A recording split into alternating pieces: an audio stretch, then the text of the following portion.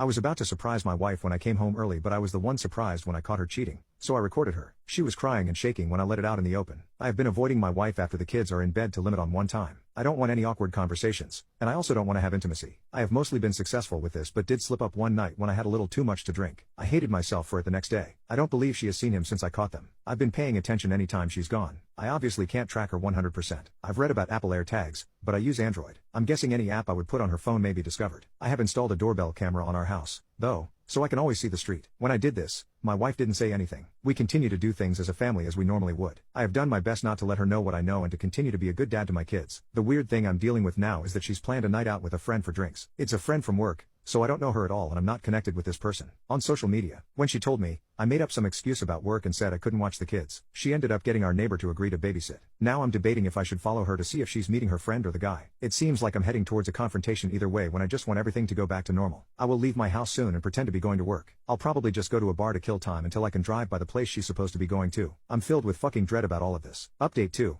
On the night when she was going out with her friend, I still pretended I had work and left the house after the babysitter arrived. I went to a bar and had a few drinks. Then I drove over to the restaurant she said she was going to. I saw her car in the parking lot. I'm not going to lie, I was on edge and incredibly nervous despite the drinks earlier. I was so worried I would walk in and see her with that guy. I was hoping to sneak in and get a look without being seen, but that failed miserably. She saw me as soon as I walked in the door. She was with her friend and not the guy. We had the "what are you doing here? Thought you were working" expected conversation. I told her work ended early, so I wanted to stop by to say hi since we had a babysitter. I left after a couple of drinks and went home to relieve the sitter. I couldn't hold it in any longer. I got the kids to bed and waited for her to come home. I watched the video again to remind myself of what happened. When she got home, she was surprised I was still up and apparently could tell from the way I looked that something was wrong. I poured it all out on her. It probably wasn't fair of me. I didn't even let her sit down. I told her everything. I played part of the video to show her what I saw. I called her some harsh names and said she ruined our lives. At that moment, I was incredibly angry. She was very upset, heavily crying, and shaking. She told me how terrible she felt about everything that happened. I told her she had to say to me everything that happened with that guy, and she laid it all out. She cheated on me twice with him. After the time I saw them, she cut things off because she knew it was wrong and she loves me. I asked her for proof, but she said she had already deleted and blocked him on her phone, Facebook,